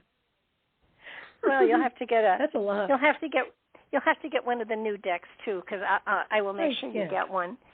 They're hexagon shaped. I like that. That's going to be cool. Looking forward to it. Yeah, I think. Yeah, I am too. Ken's getting them put into the hexagon shape, so he's doing that work. I'm writing the book, and sometime this summer it'll all come together, and then we'll see what happens. Wonderful. Well, that's fabulous. It's. I'm looking forward to it. But it's funny every time, and we're putting out the poetry book again too. So it's funny because I've been swearing I'm writing a book, and every time a book gets published, it's not the book I'm really talking about. So the Whispers Coming Out Again is not the book I'm talking about. Roswell is not the book I was talking about. Even the handbook for the deck is not the book I'm talking about. So someday I'll get a chance to actually write the book I've been talking about. Well, you're going down checklist. Yep, I think you're doing great. You've got it all moving. That's the momentum's there, energy's there. Now, do you have a new one coming out? Well, I just put those two out. I mean, the one I put on the time travel, which is just, before the first of the year. So Not yet, but I'll be writing again. I'm putting a star map out. That's what I'm going to be doing. A different star map I'm going to be putting together. So that'll be something that I'll be working on. It's going to take a lot of detail, though. Take some time. That sounds fascinating. It's going to be fun. Yeah. Now, a star map would be what? Well, it's from a different space-time configuration. It's just my data codes of information that I've correlated that I want to put into some kind of a blueprint or a template. So I've decided to put it in a booklet. And how people digest it is how they digest it, but it means something to me. So the reason I put my work out is it's important to me. And if people resonate with it, that's good. So that's part of the equation. And it has a lot to do with, I always mention how we're in the wrong space-time configuration. Well, when you move to a different space-time, there's all different coordinates and different star systems and things that I can tell are there. And I want to put it down. I just want to have it there. I want to document it. So that's what I'm doing. It's not a program on the internet, I think most writers actually write for themselves. Yeah. Yep. Well, it's important. So, it's one of those things like you. I'm sure you get that vibe that it's important for you to have certain information out. It's important for me to, as well. So it's my little time capsule among time capsules. It's kind of like a secret decoder, Well, yeah, but I think we all have a level or kind of something we want to leave behind, and not that I'm making ready to exit or anything like that, but it did occur to me that when I go, someday my website will be taken down, and then what I've written is going to be preserved. Right. And now with the handbook, I'm not sure about that. That has turned into a monster. But I think the book that I want to write is the 101 Spiritual Questions. I like that. And I'll get the 100 done, and the 101st one is, why did I write this damn book? So. No, I think it's a good idea. And I like the idea that you're not going anywhere. I don't see you going anywhere. You'll be here for a while. You're one of the lighthouses. I will be. Yeah. Well, for sure. It's so far it's been a fun journey. I really don't. Somebody said to me one time, what do the people who follow you think of what you've done with your life so far? And I said, I'm horrified to think anybody's following me because I don't know where I'm going. And what does it matter what they think of you anyway? Isn't that the thing? What do you think of me is none of your business, or Yeah, it's just. I think you're doing fabulous.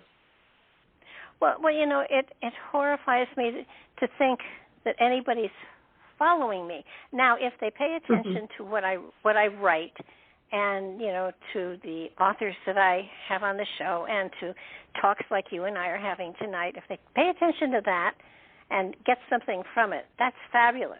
But there's only one me, there's only one you. Anybody could do exactly. But anybody could do exactly what we've done to get to this point in time, and they would not be in the same place we're in. No. So it's kind of like, don't do what I do, follow your own path, make your own path, because it's the only way you're going to get to where you have to be. Oh, so true. Yeah, so true.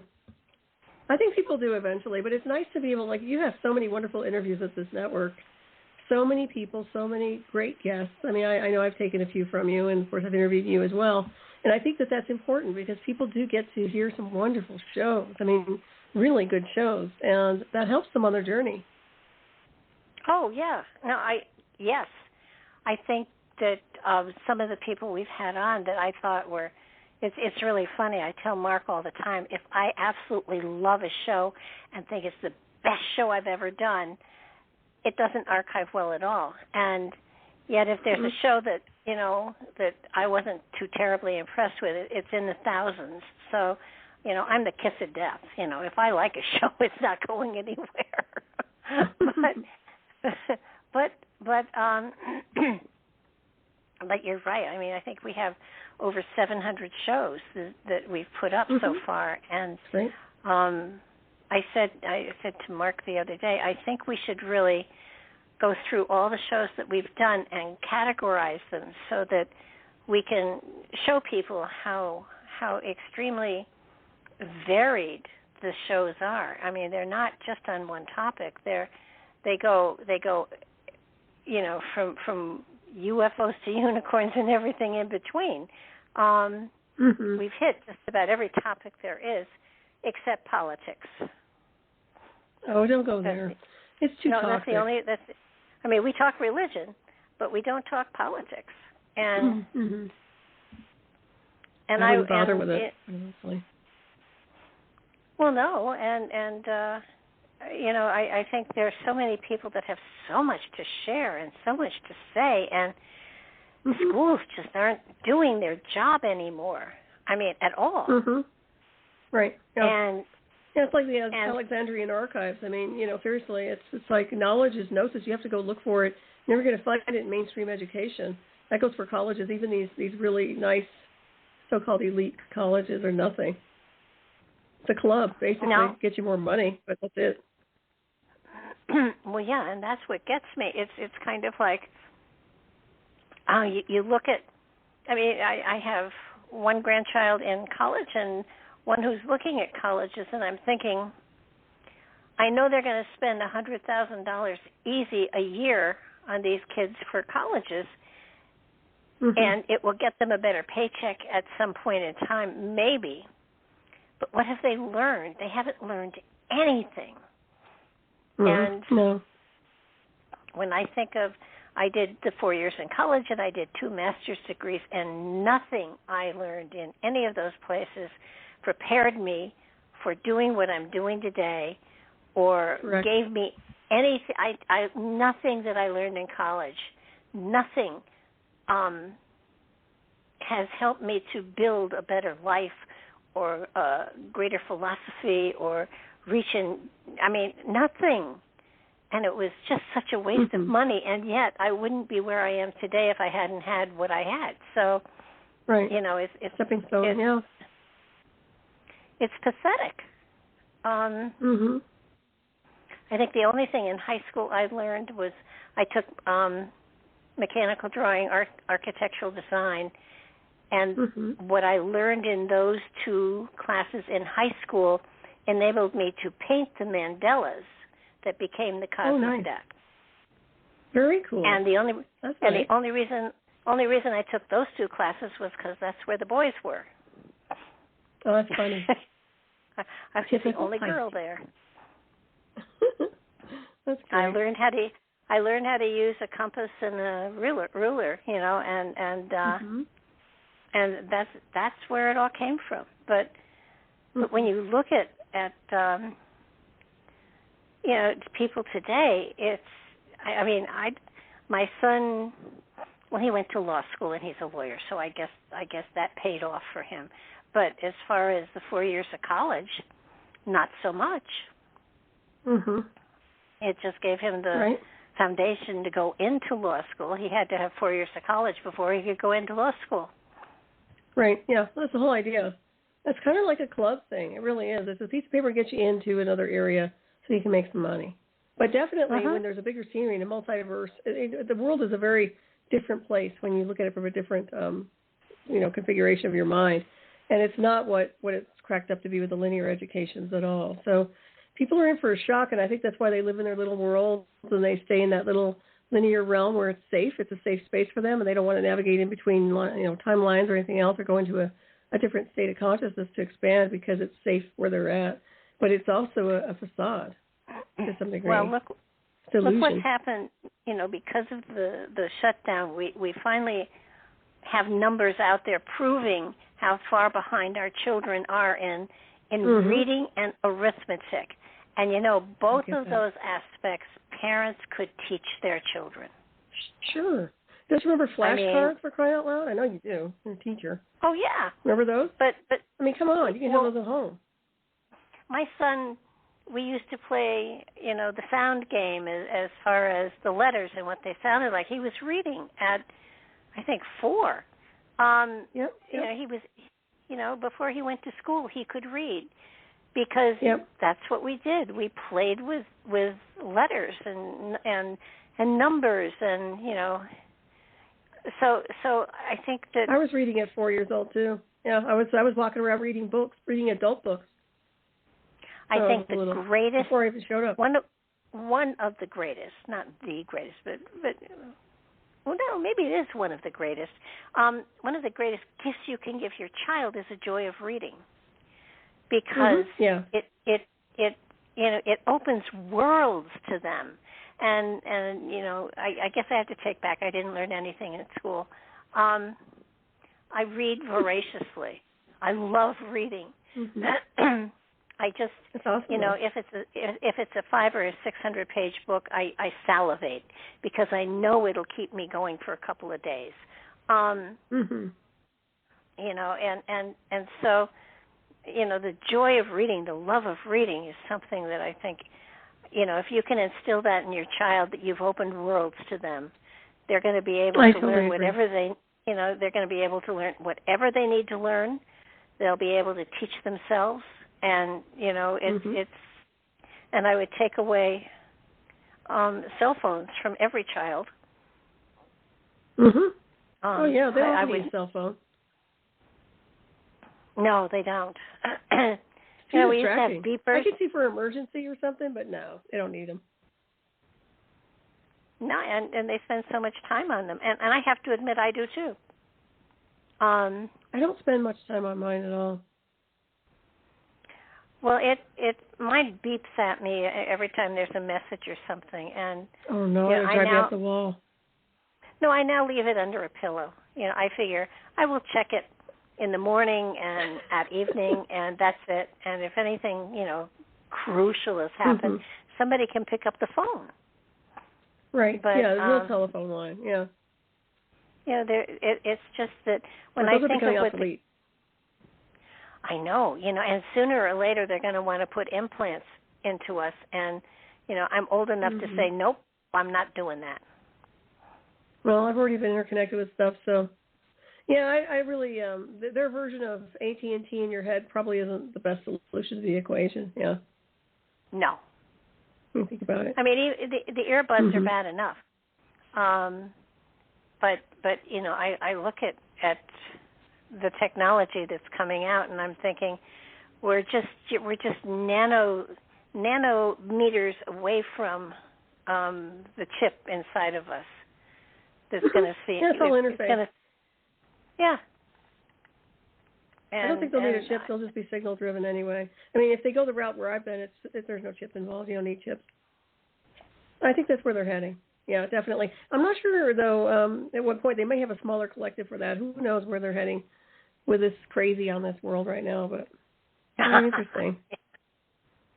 Well, I think we'll be around to see it. I think within the next 20 years there's going to be a lot of very fascinating things going on. Gosh. Hopefully I wouldn't recognize nobody. This place in 20 years. No, well, welcome to my world too. May not even be any people here anymore. 20 years from now, you may not see one person on this world. I might like that. I know. So long as there's at least one gas station and one grocery store open, I'll be fine.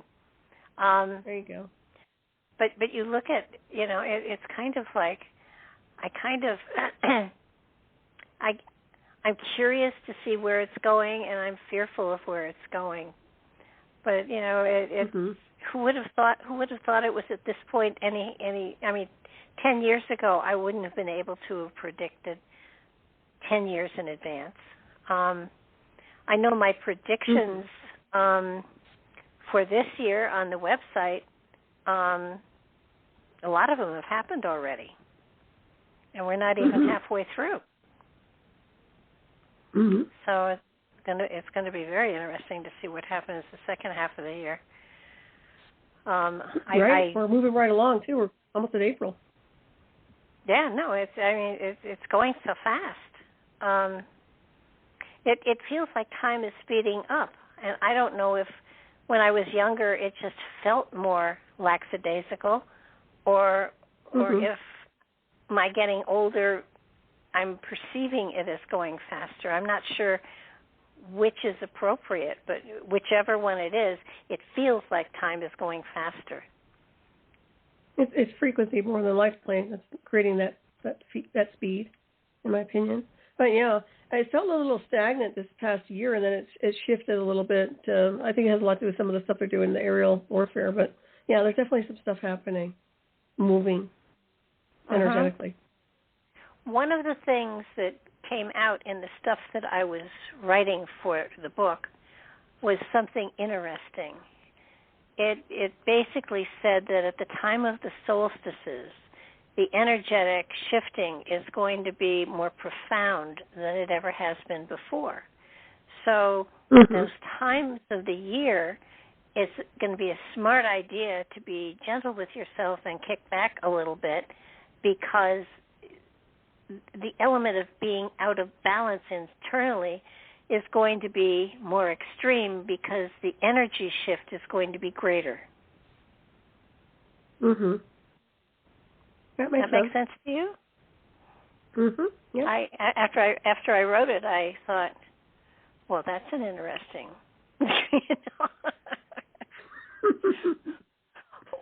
When I do this stuff, it's all channeled.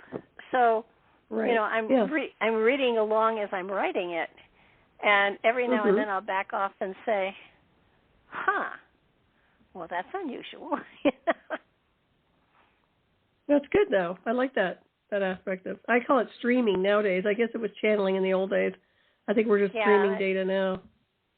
Yeah, that's quite possibly it. I mean, there was one place where I talked about an aspect for one of the cards was that it was appropriate and important for changing jobs and doing unique things, and allowing yourself to celebrate the child within. And then in parentheses I wrote, but joining the circus is not an option. So. Oh, that's good. That's really good. No, there's some we good don't stuff want in there. Here. But sounds great.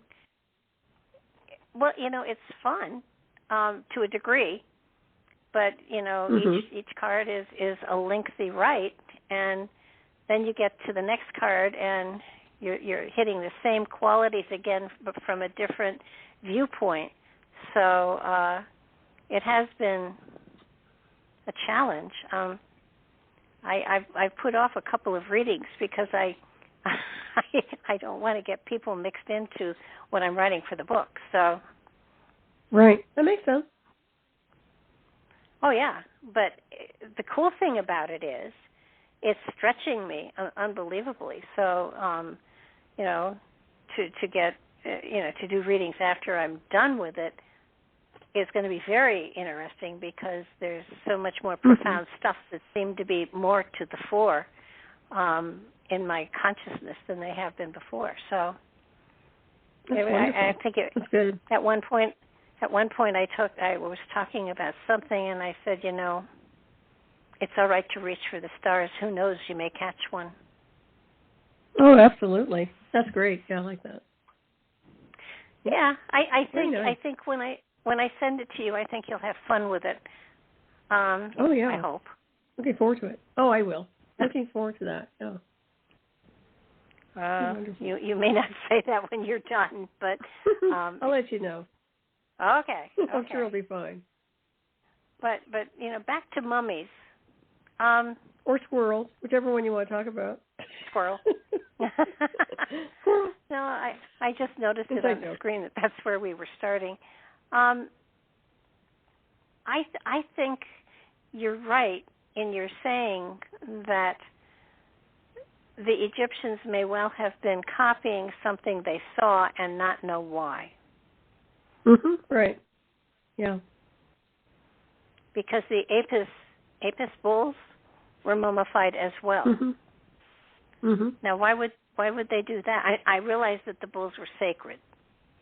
They weren't meant for the bull dancing. They weren't meant for killing, like bullfights. But I think it's sort of like we put people in boxes and put them underground, and that's our ritual, and there's no point to it. Cremation is a lot smarter. Mhm. So right. Yeah, it's more for the emotional. I think it's the emotional release and healing of the people that are going to miss the person, the burials, funerals, that sort of thing. But yeah, it just strikes me as when you look at extraterrestrial intelligence and design. First of all, I think it was a lot of sentient machine energies connected in back in the day, or forward, I should say. But that appeals, and also I find that stasis comes to mind. In other words, it reminds me of the Halls of Amente. He wasn't really dead, but he was projecting himself into other multiverses. I think they were definitely trying to perhaps replicate a mystery school teaching or something, but maybe going in a very, very different fashion. That's right. He was in hibernation, like he was correct. So that his body would. Well, of course, he was also eternal. So he wasn't going to age or anything anyhow, but he went out of body in order to do the traveling. So they protected his. So that's what Indians do when they do the vision quest. Somebody has to watch over the body, and the ayahuasca is the same thing. Someone has to watch over the body while the spirit is out celebrating or doing whatever it's going to be doing. So maybe they just misinterpreted it, and maybe the box concept may have been some sort of portal. I don't know, unit for transmitting the body, and most of the cases, there were granite parts to this stuff, so that if it was in some sort of a chamber that would take you down to molecules and send the molecules someplace else, that maybe it was a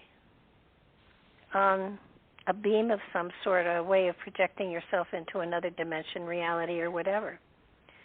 And they just misinterpreted it. All they saw was, the going in and the coming out. They didn't understand what was going on inside.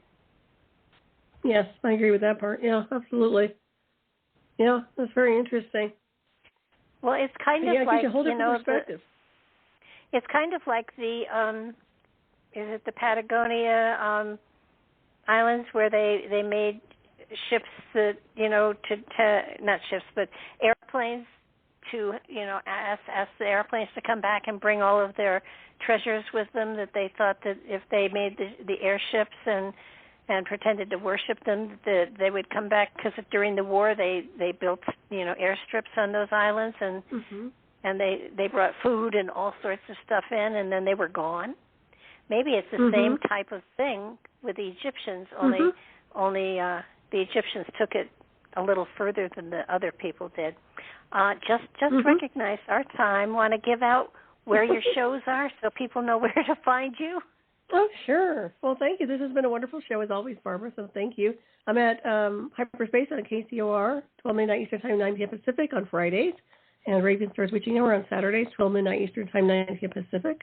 And, yeah, this has been a wonderful show. I always look forward to our beautiful moments of philosophizing about what's going on here. Yeah, well, we did return to our start, which was not a bad thing. We did. All right. But thanks so much. Your show is always wonderful, and I always have such a great time with it. It's well, you make it too, so thank you. Well, it takes two. Just sit. Good chemistry. Just sitting, giving a monologue is not as much fun as hearing a dialogue. Oh, it's not. I remember when I first started that, and I'm so grateful that you're here. It's fun. Thank you. I did that too. Okay, well, I will talk to you soon. Thanks so much for being here, and I will talk to you again soon, probably. Thank you. My pleasure. Thank you. Good night now. Good night, everybody. Check in with us next week. Another good show coming up. And do check the calendar because there are other shows in there too. And look forward to hearing and seeing you. And have a great night and stay safe. The weather is crazy. Take an umbrella and rubbers wherever you go these days. Good night now.